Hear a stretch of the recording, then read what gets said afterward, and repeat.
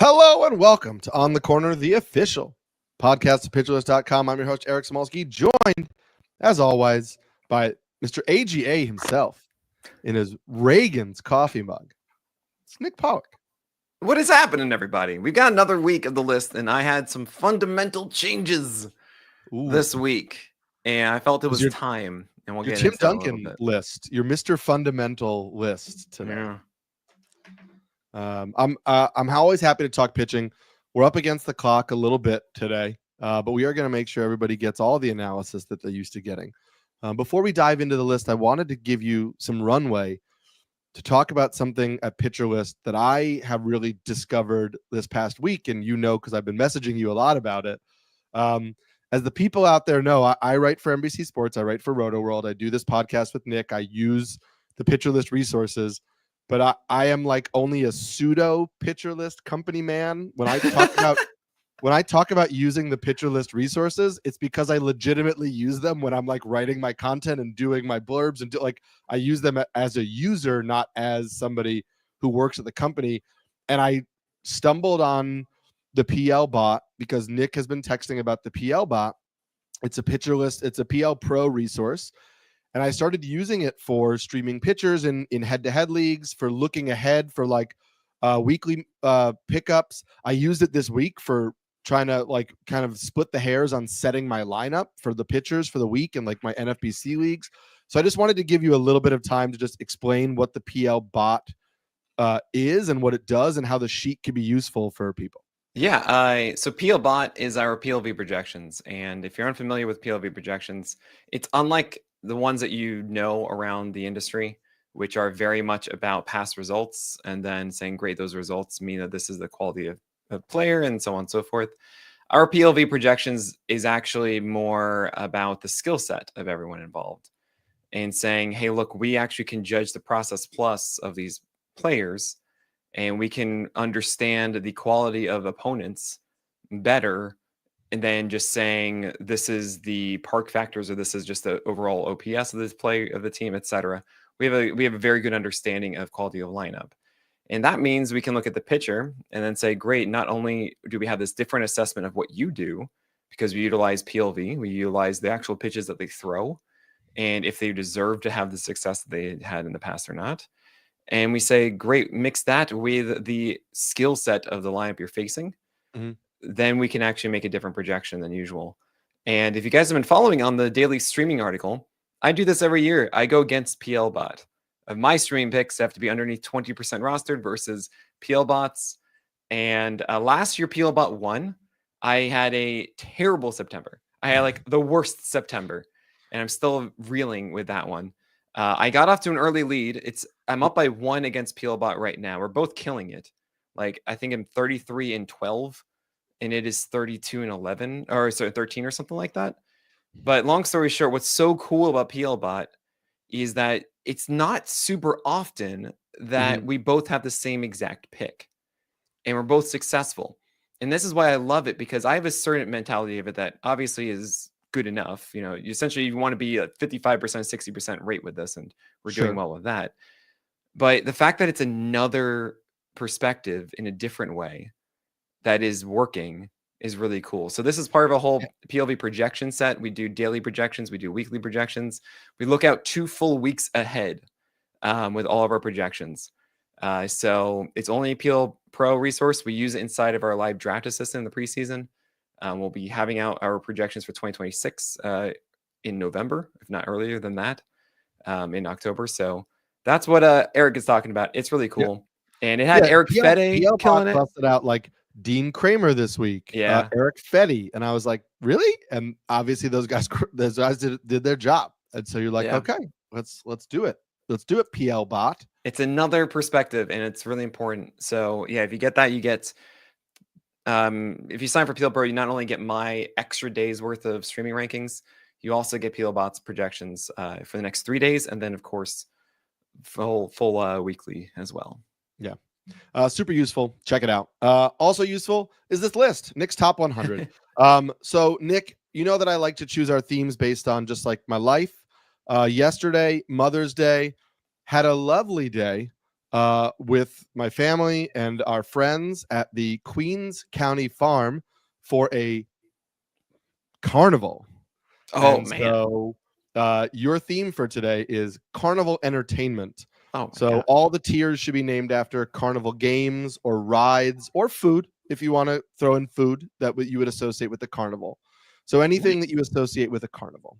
Now, I thought you were going to go with my favorite families, which I thought would be Yeah, pretty just which hilarious. family, real actual people in your life, rank them. No, no, no, no. Good Like bad. the Simpsons, Oh yeah. the Tanners. Oh, that could be. Oh, that's a good one. That's a good But one. no, Carnival is. I love it. Maybe on Father's Day we'll do TV fathers. Every tier is named TV after a fathers. TV Oh father. gosh. Yeah, get ready for that one. Yeah. So tier number 1 starts with number 1, Tarek Skubal. Number 2, Zach Wheeler. Number 3, Paul Skeens. Number 4, Jacob deGrom. And number 5, Cole Reagans. What's this tier called? Why is it called that? Okay. I'm just gonna go with the Magician because the Magician is just always a winner. Like, yeah, sure, sometimes these like tier 1 guys will maybe be like, all right, I've seen those a million times. But like, let's be honest, a good magician at a carnival is just like, yeah, you just know it's gonna be a good time. You just sit down and you just enjoy it. It's great. Okay, let's do it. Not much to address here. You flipped Wheeler and Skeens, but I mean, we're picking nits between 2 and 3 here. Yeah, and Wheeler with his cutter and splitter is so good right now. Yeah, looking very good. Oh. Tier number 2 starts with number 6, Max Fried. Number 7, Yoshinobu Yamamoto. Number 8, Garrett Crochet. Number 9, Michael King. Number 10, Joe Ryan. Number 11, Brian Woo. And number 12, Logan Webb. What's this tier called? Why is it called that? Okay, so I have so many thoughts with the carnivals, and I'm going to go with I'm going to go with the fried dough. And it's just something that you don't really get anywhere else, but it's just like you're not going to go wrong with the fried dough. And it's going to be like, you got this. This is it. You can add on to this. This is your stable rock. Is it as like mind-blowing? No, but it is always a winner. Yeah. We're talking funnel cake here, right? Yeah, pretty much. Fried dough. Yeah. The fried dough place at this particular carnival was also putting out like fried Oreos and fried Twinkies. See, that's too much. But a fried Oreo is tremendous. It is. It's the most addicting thing there in the world. So like, I can't, But when I was playing baseball in Australia, I had a job also bartending at like a local tavern, and the head chef at the end of the shifts would always just throw something random in the deep fryer. And so at the end of the night, when you're closing up the bar, you'd pop into the kitchen and he had like a bag of like the little Halloween candies. And every night it was like different things just thrown in the deep fryer. Tremendous. Just so good. Did you have a fried Tim Tam? I did have a fried Tim Tam. Yeah. I prefer the real Tim Tams, and you can drink milk through them, and that's oh my gosh, a Tim Tam Slam. You gotta do the hot chocolate. Yeah, tremendous. Oh, sorry.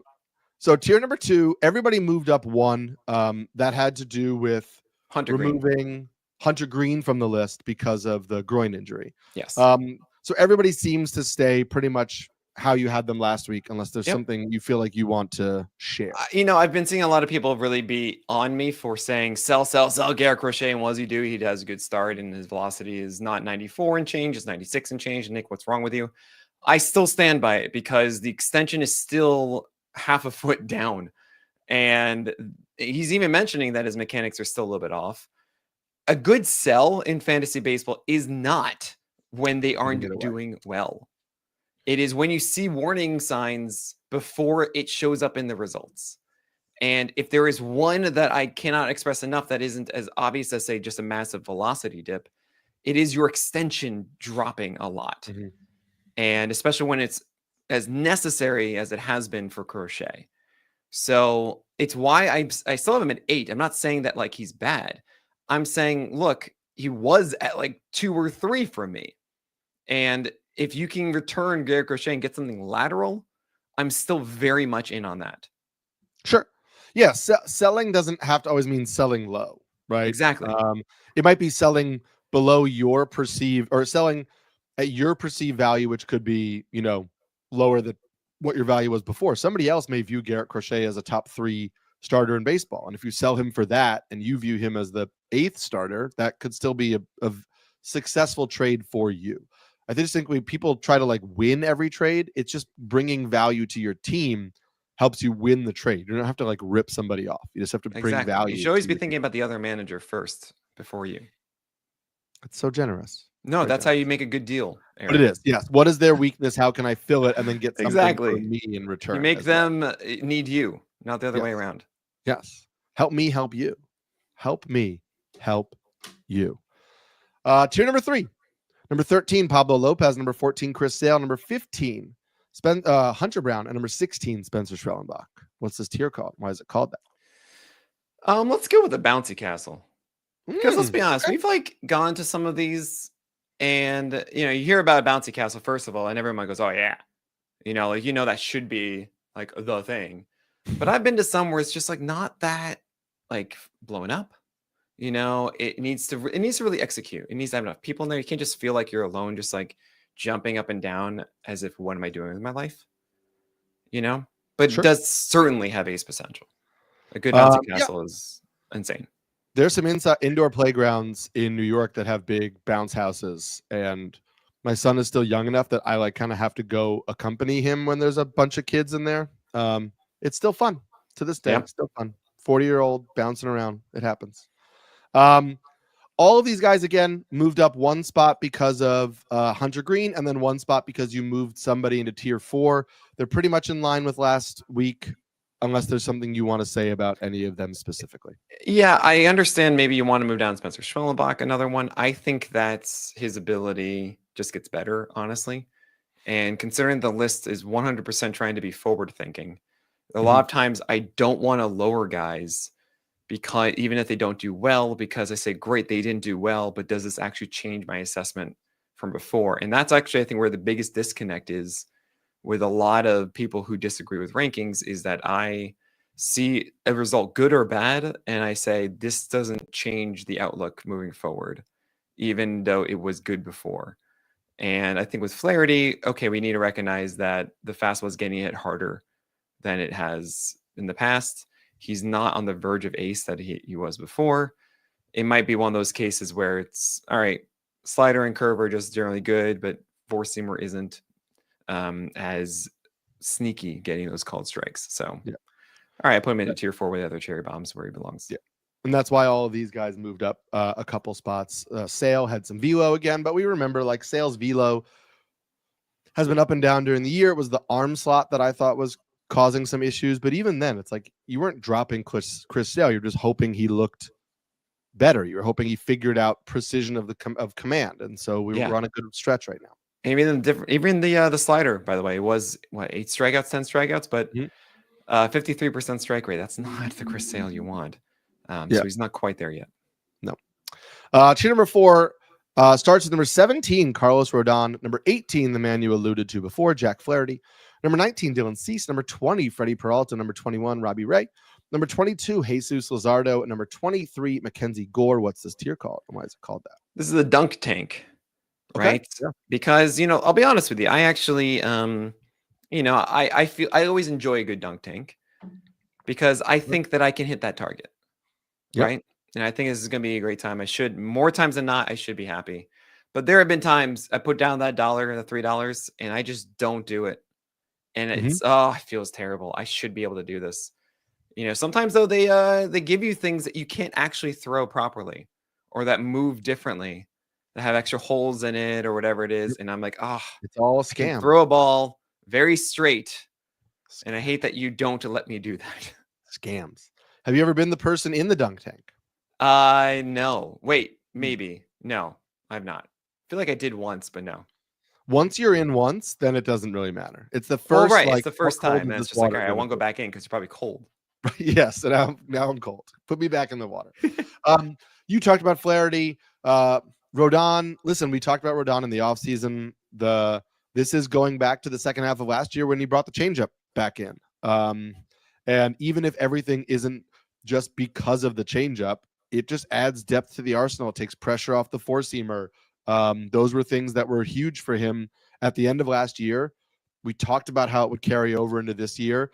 I'm only upset I didn't get more shares and I don't know if subconsciously I was like put off by his mediocre spring training or not. Like I knew spring training didn't matter, but for some reason I don't have enough Carlos Rodon, and he's been really good this year. Well, I mean, I understand it was a lot of the end of the year, last 2 months. Is that really going to carry over as much, Mhm. right?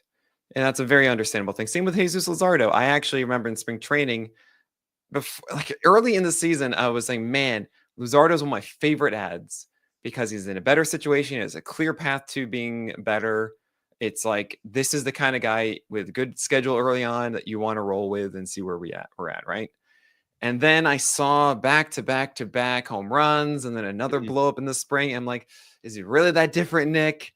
And I'll be honest with you, no one knew about the sweeper, Right. and that changes everything. And sometimes that's how it is with players. Everyone asks, who's the next blank? Who's the next Luzardo? Let's say he goes on and has a great year. And all I can say is, guys, you tell me who is the pitcher in spring who does not show a different pitch change and all of a sudden has a new pitch on the first day, like Yeah. that's often what happens, or who's going to have less velocity, who's going to have more velocity. Sometimes it's just like that. So it can be really hard to look back and be like, oh, I should have gotten this guy or that guy. Sometimes it's just, well, you got lucky, you didn't get lucky. True. That does work. I saw something today, not relevant for now, but just interesting because his name popped up. Buster Olney on ESPN speculated that Freddie Peralta could be on the move, that the Brewers could take advantage of a pretty depressed starting pitcher market at the deadline. There aren't really any big names. And next year will be Peralta's last year under contract. And so if the Brewers don't feel like they can re-sign him, which they probably won't, then they might try to get a haul for him for a year and a half of value. I thought that was interesting. Not actionable now, but Peralta in like Baltimore, a little bit better pitcher's park, like those kind of things could be interesting. He is such a Baltimore pitcher. He is. Yeah. I don't know what it is about him. I guess it's like not have an ERA secure. under 4. It's not just overwhelming dominance. It's always like some wart. There's always an asterisk assigned, Yes. Is he the next Trevor Rogers? Hopefully not. Oh no, but with the Brewers doing that, there's 2 months really until they'll have to make that decision. Yeah. And they are 20-21 right now. It is unlikely they'll be super involved in the wild card race. Let's be honest. You have the Mets and the Phillies, and Atlanta's finally waking up. And Arizona. And then, of course, on the west side, right? Arizona, Dodgers, Padres, Giants. It's like, what? So Cubs, Cardinals, Brewers, right? In that central. And the Cubs should run with this. Cardinals are actually ahead of the Brewers right now. It's only 3 games back for the Brewers, but if that becomes like 10 games in the middle of July, then all of a sudden you might see that deal. Yeah. Just something to keep an eye on. Tier 5 starts at number 24, Nathan Eovaldi. Number 25, Corbin Burns. Number 26, Framber Valdez. 27, Aaron Noah. 28, Bailey Ober. 29, Seth Lugo. 30, Christopher Sanchez. 31, Sonny Gray. 32, Brandon Pfaadt. 33, Kodai Senga. What's this tier called, and why is it called that? I've got to go for this, and Derek Carty would actually like it a lot. And I'll tell you what that is after this break. Do you know what Derek Carty's favorite thing is? Stats. Eric, I just assumed that when you took the job as co-host of On the Corner podcast, you listened to every single episode of Nick Pollock. Everyone. All the way back. Now, you were on. I invited you on to Nick Pollock and Friends, right? Did I never do this? I did. I think you may have. I must have. You know what? I don't know. We'd have to go back and look. Yeah, we have to go back. I gotta. If not, I have to rectify that. Derek Carty was on. He was on one of the first, I think, like 10 ones, and he told me that one of his favorite things in this world are Ferris wheels, and I love that. Yeah. And it makes all the sense in the world because, like, a Ferris wheel is where you get to just kind of observe and just enjoy yourself, like watching the view of everything. And this is that. It is not your. It is not the most exhilarating, ridiculous thing, a Ferris wheel, sure, but it's always there, and it's just everyone knows it. Everyone knows a good Ferris wheel. I went on it yesterday. Enjoyed myself. Had a good time. My son loved we were so high, is what he said. Had a good time. Yeah. Oh man, I'm happy he has no fear of heights. That's great. Speaking of so high, who would have ever thought Brandon Pfaadt, number 32, for Nick Pollock. I know. It's Wild. wild, right? This is like that Paul Rudd meme. Look Like, at us. Look at us. Who would have thought? Yeah. So, okay, a couple things really quickly. As I hinted at before the start of this podcast, the foundation of the list is changing a little bit, and it's because I had to take a step back and recognize the SP landscape that we have in front of us. And what has happened is that there were a lot of really interesting guys at the beginning of the year. And we've gotten to that point of the season, which happens, I think, every single May, which is also really emphasizing the point of having your hands in many pots, where even though you like certain guys here and there, now we start to understand which ones are really working and which ones aren't. And not to say that there are no more that are going to work in the future, but we need more evidence. We need things to change from what they were from April, which means that the guys on your waiver wire haven't been replaced yet by the minor leaguers that we maybe are interested in, or there hasn't been enough time for that change to happen, that we are now splitting off of saying, cool, these are the ones who are reliable and I trust, versus these are all strikeout guys that might be interesting, but there is no trust. Even if he does well or something like that, we're not in that camp making that quick decision anymore. We just don't know. So with Fott, he's part of this crew Brandon Fott all of a sudden was like, I'm going to throw changeups and curveballs to lefties. I got it. And he did it. And he's done it the entire season. It's worked. And again, like Luzardo, no one told me this. No one showcased this happening in front of me. I was searching for so long. Somebody tell me why we should like Fott, and no one had an answer. And all of a sudden he starts doing this, and I'm like, well, this is great. And he hasn't stopped.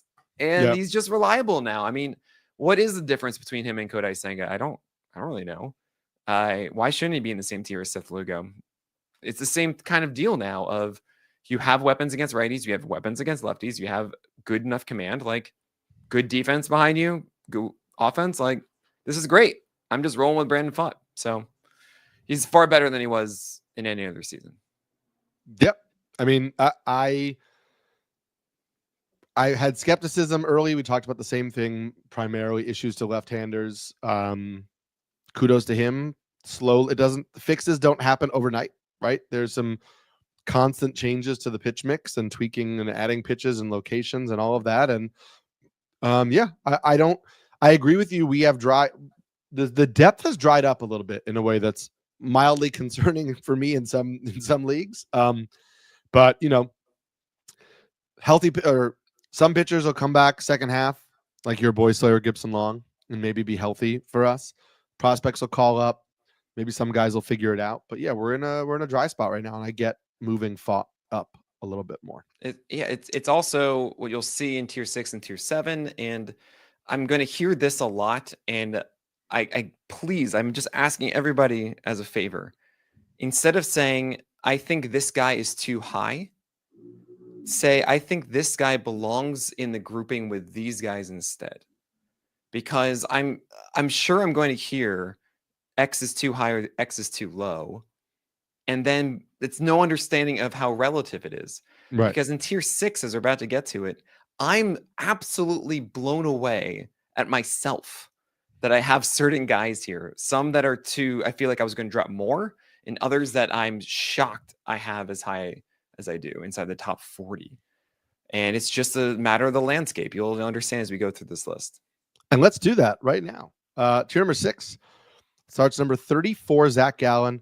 Number 35, Lucas Giolito. Number 36, Clay Holmes. Number 37, Ryan Pepio. Number 38, Nick Pivetta. Number 39, Shane Baz. Number 40, Nick Wadolo. Number 41, Matthew Boyd. Number 42, Chris Bubich. What's this tier called, and why is it called that? Oh, man. This one is going to be the pony ride. Because it seems like it's a relatively safe ride, but you're still going for a ride. Sure. Yesterday they had a train ride that was like that, where it was like a ride, but it was like a train going around in a circle, and you're like, okay, cool. So obviously the one that's going to stand out to people the most, I think, is Lucas Giolito. Yeah. we've talked about how people are not fully bought in on him. The second start was bad. The third start, I think, you and I messaged about it. I think people need to understand how drastically different the third start was from the second start, not just because the fastball velocity was up, but also because the second start Giolito made was in rain. It was currently raining after a rain delay for a pitcher who hadn't pitched in the big leagues in over a year and a half. And those things can impact performance. His velocity was down. His command was bad. And he only had 2 pitches. And so he and the Red Sox said, hey, I have to figure out my slider because I cannot operate in the big leagues with 2 pitches. And literally between the second and the third start, they changed the grip on his slider. And he was able to find a more comfortable grip that he could throw the pitch like a fastball in terms of his release and didn't have to worry about spin or whatever. And the slider looked really good in the third start.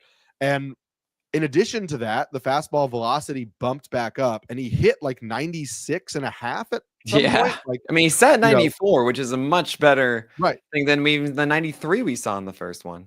So this isn't just like, hey, one good start, one bad start, one good start. It's Giolito in start 3 was a fundamentally different pitcher than the Giolito in the first 2 starts. And again, it's a grip change on a pitch. It might leave him in the next start. We don't know. But what we saw was a very, very workable third pitch and even more curveballs in that start than we saw in the other ones too, if you want that distant fourth pitch. Yeah. So we saw I really love this. I mean, we saw like 90-mile-per-hour sliders.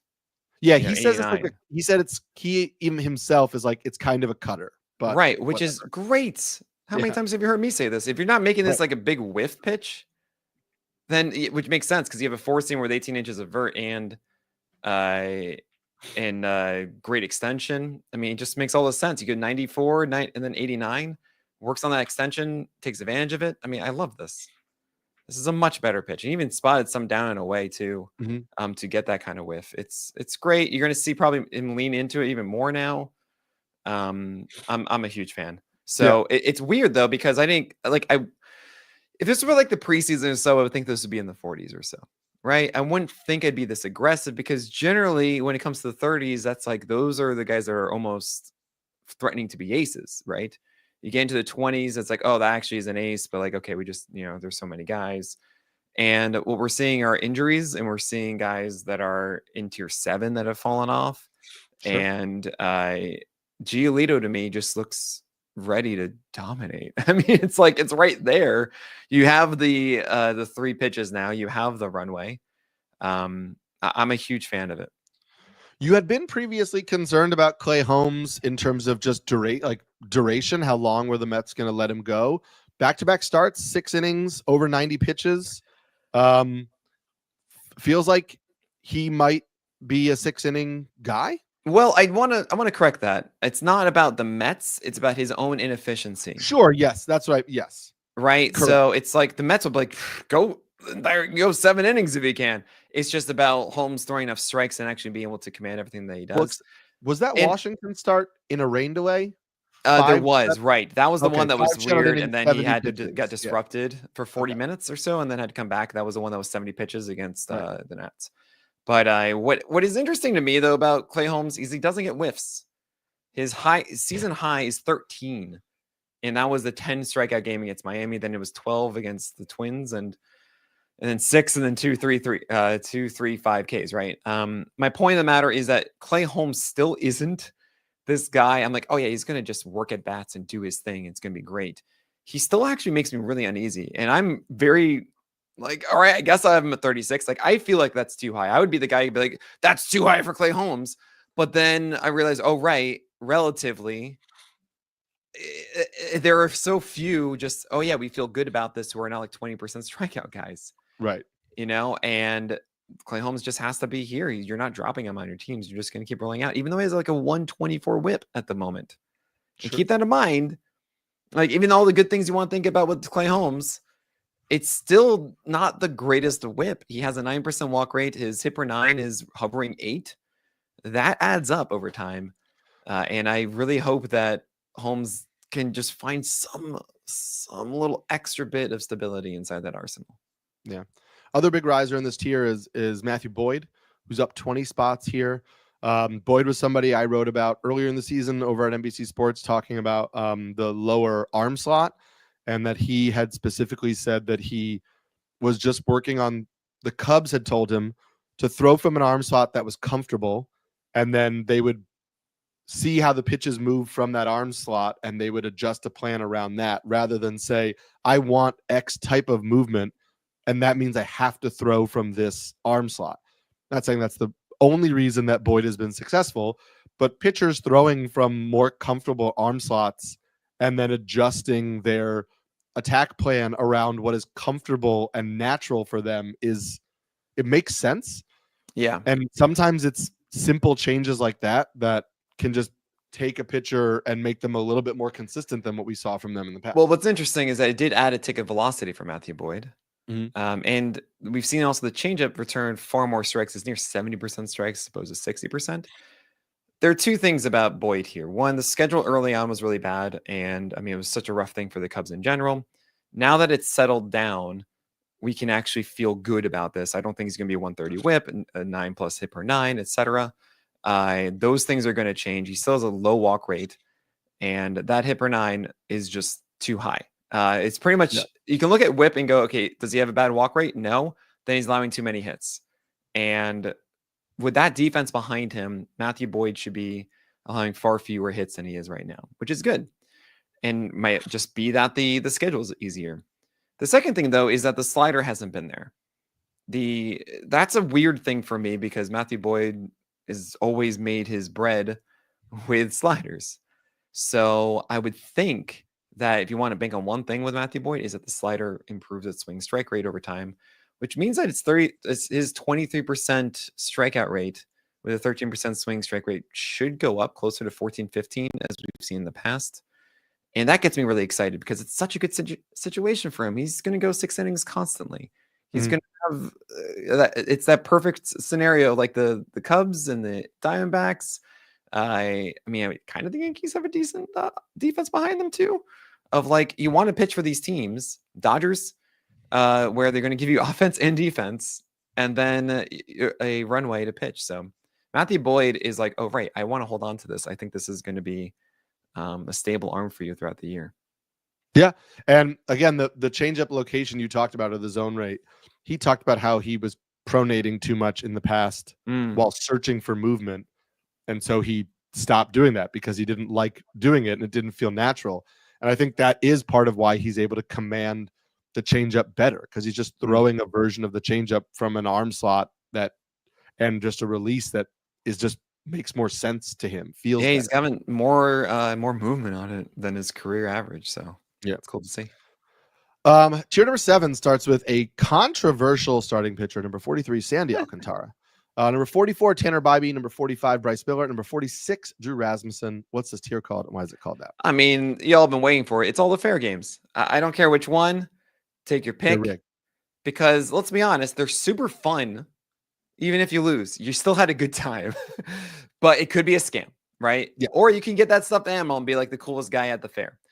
And I sat there for so long doing this list on stream. So long. I was just whining like a child as I said, how am I supposed to do this? This is an impossible task, because like this is the thing that I struggle with the most.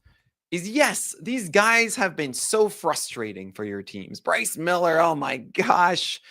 Sandy Alcantara, what am I doing here? And Drew Rasmussen, the past couple starts have just been whatever. He doesn't go 6 innings, et cetera, et cetera, et cetera. All of that has zero innate value to your fantasy teams. Sure. All that matters is what they do moving forward.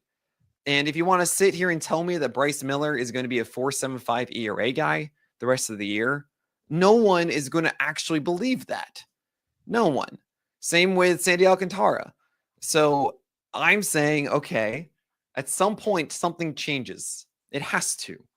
because these guys have better abilities than the results have been. With Alcantara, I love the fact that he's incorporating this curveball more, but the changeup yesterday was a 4 for 16 strike pitch. That's not gonna be what we see all the time. That's ridiculous, right? This situation with Bryce Miller, his four seamer is not going upstairs and dominating guys like it has before. And he hasn't established that foundation, which means that the other stuff isn't really building off of it as well as it has in the past. So that likely is going to change as well. There's also the back stuff. But even then, yesterday, he said, hey, I'm fine. I'm okay. And like, it just, I'm not feeling like I have that attack confidence I did before. And, this should get better. And really just comes down to that fastball dominance. With Tanner Bybee, he's throwing more cutters, which is great. They weren't really getting whiffs. But at least he's throwing those, and hopefully the changeup follows up suit. And there you go. That's good. And lastly, Drew Rasmussen, his cutter's been a little bit off the last 3-4 games, but he still has the velocity. He still has actually really well spotted four seamers and sinkers in his last start. And it's just one of those things of over time, these guys are better. What the last 6 weeks of baseball have been are not the outline for the entire season. Actually, April correlates least of season performance than any other month in season. So right now I'm in this purgatory of you want to drop them, go drop them, guys. Yeah. You go have a ball. I do not blame you whatsoever. I can't say that you have to do that for the other guys though. I will say pushing back on the Bryce Miller thing. He had initially said that he felt good, but after his start yesterday, he said, quote, third or fourth inning, I kind of had some stuff that didn't feel good and didn't feel normal like I have in the past. I don't know. I don't want to say too much on it. It's been a struggle. Did not see that one. That stinks. This is a dude that's just he's not right. But what do you do, right? You can't do anything about that on your fantasy team other than hope that the Mariners just put him on the IL until he can figure out what physically is going on that is not right. Yeah. Because obviously if it was, hey, my elbow really hurts, he wouldn't say physically I have some stuff that doesn't feel good. He would say my elbow hurts. There's something that he's dealing with that he can't pinpoint, but he feels off. And so at some point you got to shut it down and let him figure that out. Yeah. And then the Sandy Alcantara thing, I just I think sometimes we get caught in box score watching. And I understand that you probably didn't want to watch the Marlins White Sox game on Sunday. I watched all of it. Yeah, I get yes, because you're sick, and me too. Well, I needed to know. I needed to be okay, come on. Yeah, I cannot believe that sixth inning. Oh my god. Yes. So I loved the first sentence from Christina Di Nicola, who covers the Marlins for MLB.com. Wrote the first sentence of her recap. What if I told you that Marlins ace Sandy Alcantara set season highs for max velocity at 99.9 miles an hour, season high for pitches at 107, and a season high for strikeouts at 8 on Sunday afternoon against the White Sox? By all accounts, that would be a positive outcome. And the truth of it is, after 5 innings, Sandy Alcantara had gone 5 innings, 5 hits, 1 earned run, 7 strikeouts. 5 innings, it all looked pretty good. He started to tie, and that was 5 innings. It all looked pretty good, admittedly, without being able to command his changeup, which has been his best pitch. And then, it's also the fastballs too that he's not really overwhelming the at-bats, and that's the annoying part. But he had to go to the fastball more often because he couldn't get ahead with the changeup, and so he had to get ahead with the fastball. But even that being said, it was a good start. And then the 6th inning, he had a couple base runners on, and he threw his new pitch. He threw the sweeper, and he hung it, and Tim Elko hit it for a home run. And so when you look back on it, if you take a larger view of it, it's so you're telling me the pitcher coming off Tommy John, who didn't throw last year, struggled with command of his best pitch and got tired as he got near 100 pitches, and then hung a brand new pitch that he just started throwing in the offseason, and somebody hit it for a homer. It's those aren't good things, but it's not, oh my God, the sky is falling. It's a relatively good outing that went sideways at the very end for a pitcher who's still trending up in velocity and is regaining the command of his pitches as he comes back from Tommy John. I don't know what we were expecting. And I think maybe he looked really good in the spring, and so we thought he was going to hit the ground running. I'm just telling you now, me personally, if people in your league are are dropping him, are moving on, are thinking like this is it. I'm not saying the next start he's going to come out and light the world on fire. I'm just saying I think by the middle of June, you're starting to see a lot more consistently good outings from Sandy Alcantara. Yeah, I mean, I love this, Eric. It really makes I think about this so much about the balance of saying, well, this guy is just generally a very good pitcher, and the difference between one earned run and a start makes people really happy with a game or not. And that's just like, well, that's just random noise and variance, and it's just whatever. And like the difference between a 3.5 ERA for a season of 3.8 is like 1 inning sometimes. Like it can be just so ridiculous, right? So how we judge these players, and this is kind of where I think we align a lot, is what is your general skill set and how should it be moving forward? And less about just that box score being like, well, that's what it is. And it's kind of why I'm in on Drew Rasmussen. It's why I'm in on Shane Baz still. It's why I'm in on Ryan Pepio still. It's why I'm still in on Tanner Bybee. Like these are guys that when you just look at it over the entire season of what they do, yeah, it should be pretty good. It should be really effective over time as baseball normalizes to itself. And it's kind of why I've been out on others who have been successful. I'm like, that's nice. But in the same way that it takes away from some good guys, it gives to others. And it's not always identified in the expected numbers too.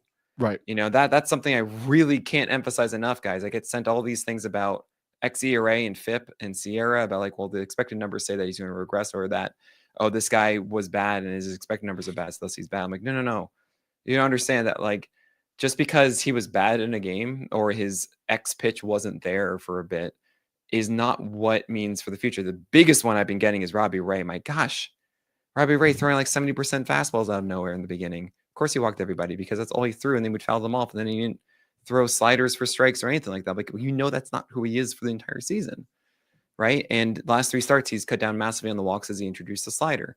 Like, that's the conversation. That should be how everyone assesses these guys. Stop looking at just what their ERA is, what their whip is, what even the K- walk is so far. That's nice season to season. K- walk is helpful, but then you say, great, how is he getting those strikeouts? What is it? Is he missing bats with this or that? So when you talk about Sandy Alcantara, right? Like, we know this guy is throwing stupid hard and has he has 5 pitches now. And we know that in time, he's not just going to throw like where aim for the glove or something and hope for the best over the plate. Like, he's going to start actually getting the craft back together. I don't think of him as just, oh, he's cooked and done. You got to think about the next 4 months ahead of you. Yeah, fully agreed.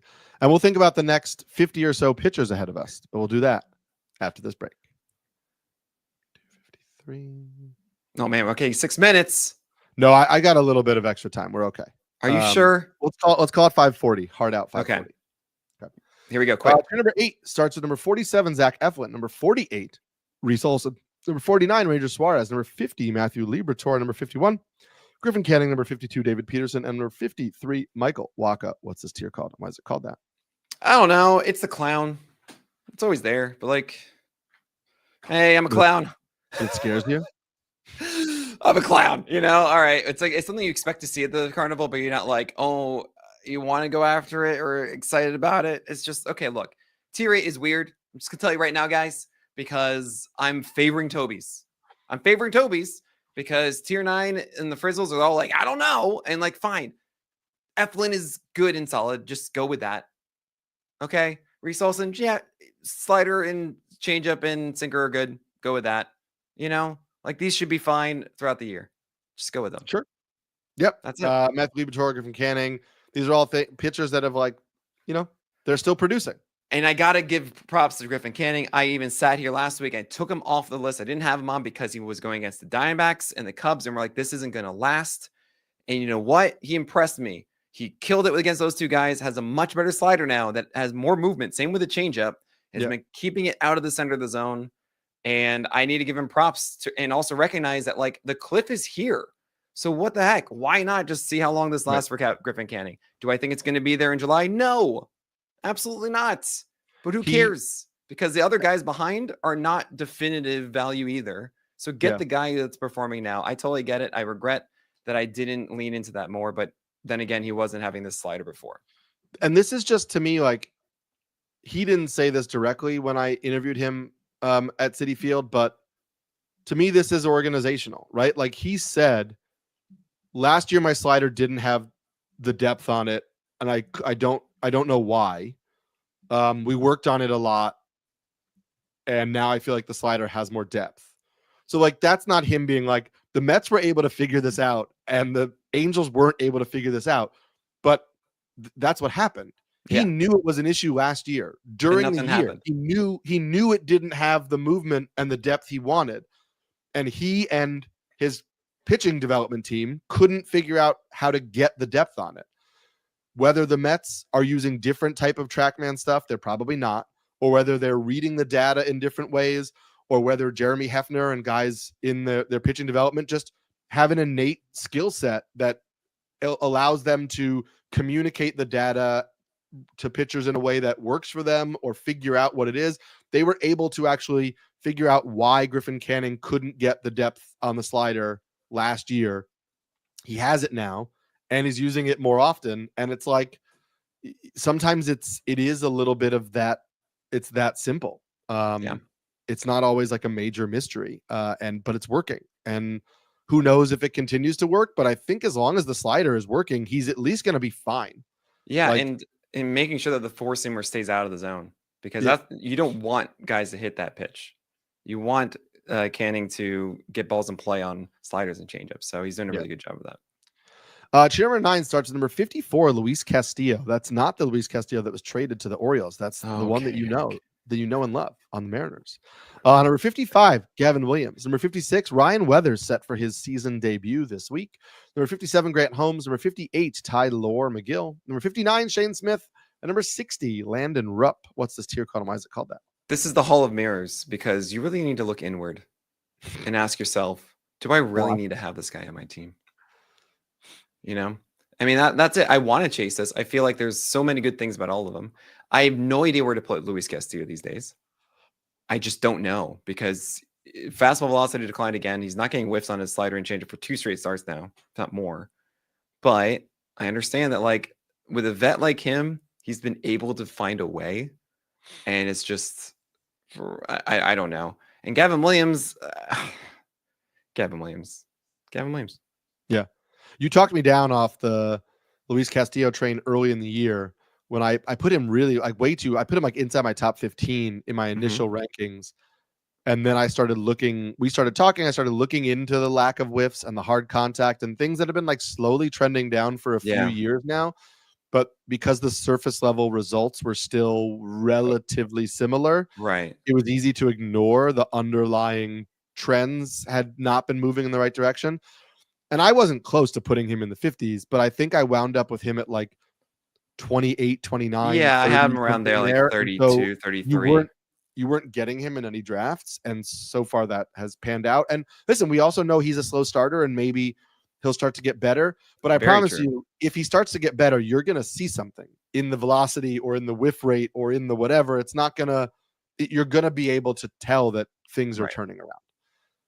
My boy Gavin, I can't drop him yet, but yeah, who knows, man. But Ryan Weathers is coming back and he's throwing hard in rehab. He's throwing harder again, and we'll see if it can stick, but I'm excited for it for sure. Yep.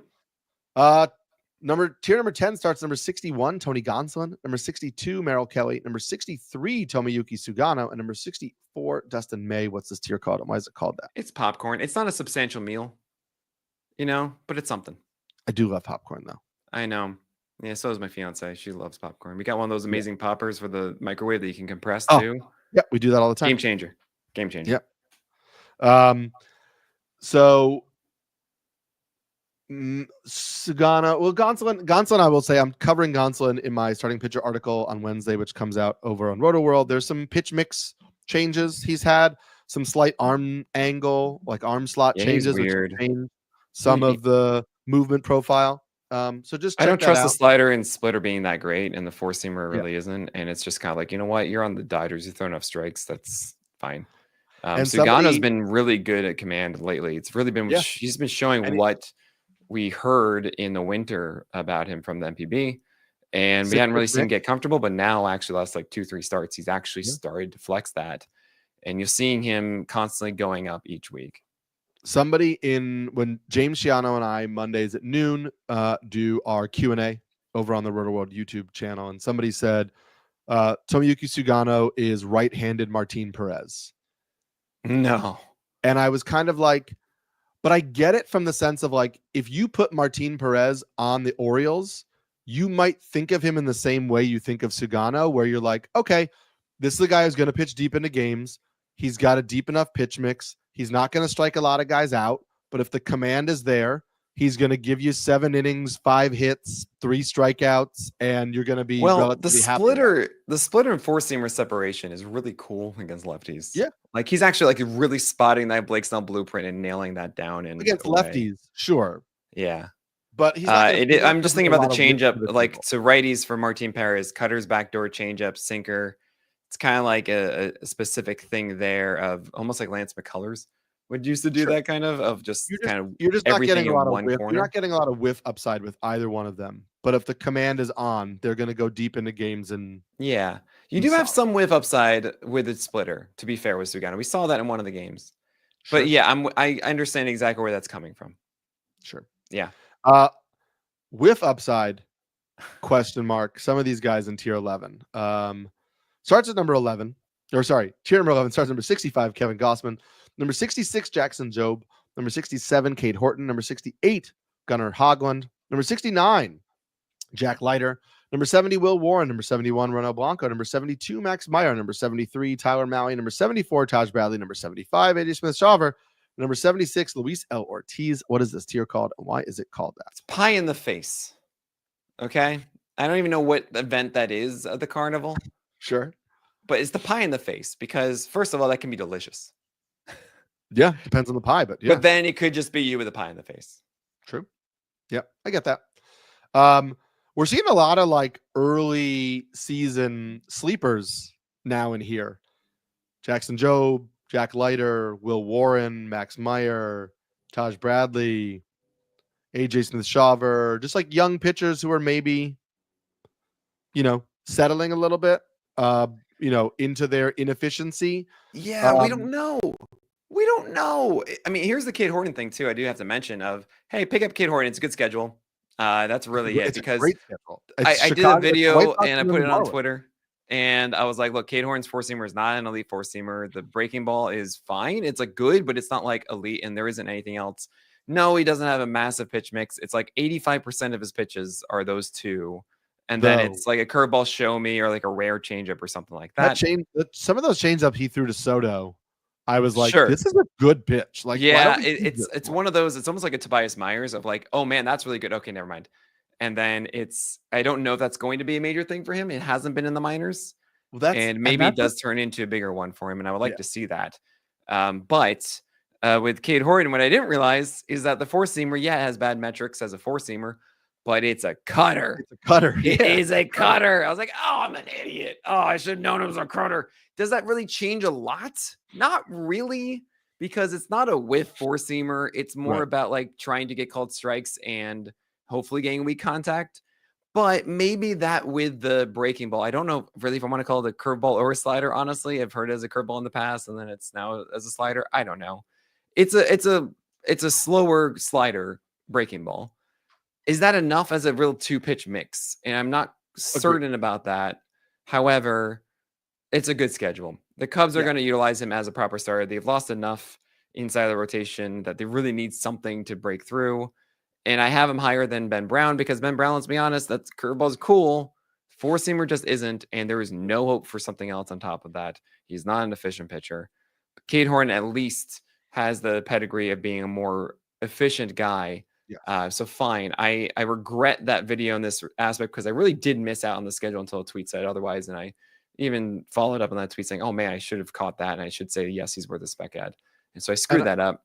But here he is now. And again, it's not like he's in the top 50. I'm saying take Sugano and be safe with this. He's among like Gunnar Hoglund, who I kind of like.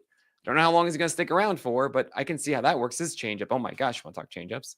There's Jackson Jobe here, who I think over time has a much better arsenal than so many around him here. And it's just one of those things of, as time goes on, we know he gets better.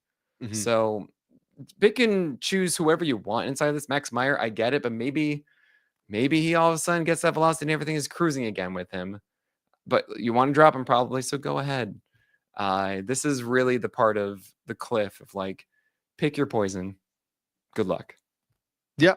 And interesting things on Cade Horton that James Shiano brought up on the Q&A today. First of all, the Cade Horton had a follower, or was a follower, in his first start. That could have very likely just been because the Mets start off Lindor, Soto, and Horton is a fastball sweeper guy, and they were like, let's not have him face Lindor and Soto twice right off the bat. Let's skip that. We'll get into the righty portion of the lineup. By the time he has to face Lindor and Soto twice, we're already in the sixth inning. So I don't know for sure that they're going to just use him as a follower all the time. And then something that I just pointed out, and why I think, in addition to what you said, getting Horton with the schedule coming up against the White Sox, Marlins, adding him to the bench, seeing what happens makes sense, is a guy like Cade Horton doesn't need to throw 4 pitches in the minor leagues, because he's going to get by on fastball sweeper or slider or curve or whatever you're calling it. And so, yeah, he can mix and match those in, but doesn't need to.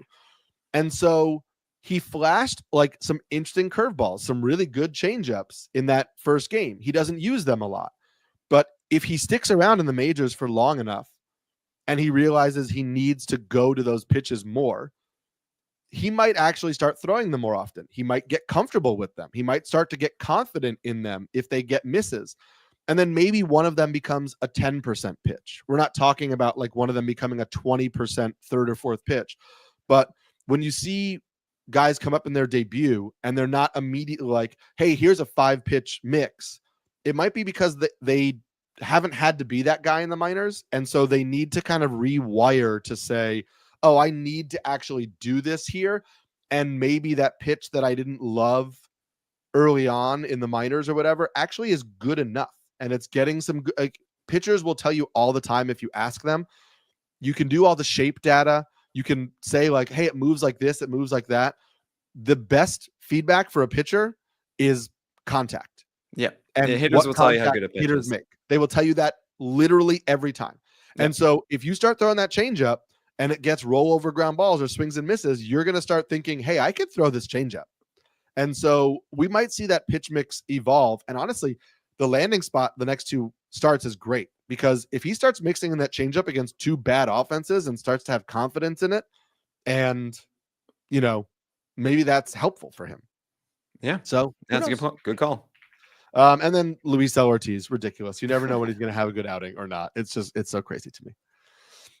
Tier number 12 starts number 77, Justin Verlander. Number 78, Clark Schmidt. Number 79, Jameson Taillon. Number 80, Bowden Francis. Number 81, Chris Bassett. Number 82, Brian Bayo. Number 83, Nick Martinez. Number 84, Jose Soriano. Number 85, Brady Singer. Number 86, Eduardo Rodriguez. Number 87, Michael Soroka. Number 88, Jose Barrios. What's this tier called? Why is it called that? This is called soft serve because Carnival is a soft serve ice cream. I mean, I do love soft serve ice cream. And it's just one of those, it's just like, all right, it's not, honestly, it's not as good as actual ice cream, but it's like, you know what? This will do. This will do. Okay. I get it. A lot of these guys will do. You were bigger on Verlander before. Velocity came back. It's just tougher schedule. It's like, do you really need to go into it? You need to see him like figure it out. Fine. But yeah, I mean, this is a pretty straightforward one. You guys know all these names. Michael Soroka looked really good for 5 innings, and it kind of fell apart in like 4 straight batters. But there might be something there to it. I'm not loving what Brian Bayo is doing at the moment, as we've talked about him incessantly. But yeah, this is your standard affair of guys. Yep, agreed. Tier 13 starts number 89, Lance McCullers. Number 90, Jordan Hicks. Number 91, Andrew Abbott. And number 92, Jake Irvin. What's this tier called? Why is it called that? Oh, this is the roller coaster. Come on. It's going up and down. It's just at least Hicks was up to like 98 on the sinker. But like, look, the third pitch is still not there. The command is not totally there. Like, I don't know what to do. Some people want Andrew Abbott to go higher up, but like he's still under 92 on velocity. Changeup is maybe good, maybe bad. The breaking ball, I don't know. Like, there's no real like clear path for him. Jake Irvin, at least his velocity is back up to 92, but now it's a tougher schedule, and we got to see him actually have the feel and command of everything. And Lance McCullers getting death threats. Oh, that's wonderful. It's Yeah, absolutely stop it. terrible that like, and the thing is about that too is that he's the only one that's telling you about them. No, Um, Giolito oh, mentioned it after the second start. it's unbelievable. Yeah. And yeah, so he deserves better than that. And also, he's not pitching nearly as terribly as everything looks with Yeah. it. So imagine that to get ironed out to a reasonable degree. And cut it out. If you're listening to this, I not mean, that it's you're really people who would ridiculous, do guys. that, These are but just humans. don't at the athletes on Twitter. Don't threaten them at all. They're not trying to be bad, right? It's Like why guys are we gonna have off inside of our nights. Discord, we don't allow us saying things negative toward people. We say they're struggling. Yeah. We don't You can say say that it they hurt are something. he hurt me They're this humans. week. He hurt my team this week. Like we get it. It's some people have big money and it's unfortunate when a poor performance really tanks our teams, but like it's a risk we run. They're not trying to do poorly. Like just They care more leave than them you out of do. it. It's yeah. Their livelihood is on the line, right? Like Yeah, just let it go. exactly. Andrew Abbott, there was a question in the chat about streaming him tomorrow against the White Sox. Yes. Yeah. That's why he's on here. And yeah, sure, maybe you could argue he's higher, but yes, definitely stream him against the White Sox. Number 93, tier 14 starts number 93, Colin Ray. Number 94, Brent Brown. Number 95, Ryan Gusto. Number 96, Luis Severino. Number 97, Clayton Kershaw. Number 98, Cade Povich. Number 99, Tanner Houck. And number 100, Chase Petty. What's this tier called? Why is it called The carousel, because we're going round and round every week because these are your streamers. Yes. And like you see what happens.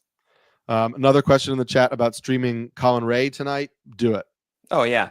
Do it. I mean, it's funny because like Colin Ray is not this magical, incredible arm, but like he gets the Marlins. Okay, fine. Right. Chase Petty is here, which is shocking. I know. 6 walks. Oh my gosh, second start of the year. But the thing is, Chase Petty's not someone who's going to go routinely 6 walks. When is that going to end? Maybe not next time out. I don't know. He's getting the opportunity now, which is really cool. And Chase Petty throws mid to upper 90s with a low to mid 90s slider.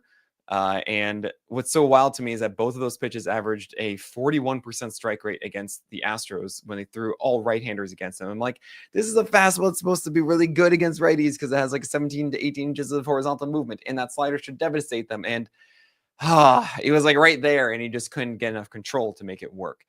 Chase Petty is not that guy. So I'm excited for his development. I think there's legitimate talent in here, and he just has to get over the yips. So once that happens and he actually has confidence and settles in, Chase Petty is legit. So do what you want with this. I just have him at 100 because you want to stash somebody for like, and maybe they could work it this week itself. I need to go back and watch that start. And Kershaw allegedly starting on Sunday against the Angels. We will see. That's what we see. I don't really care, honestly, but yeah.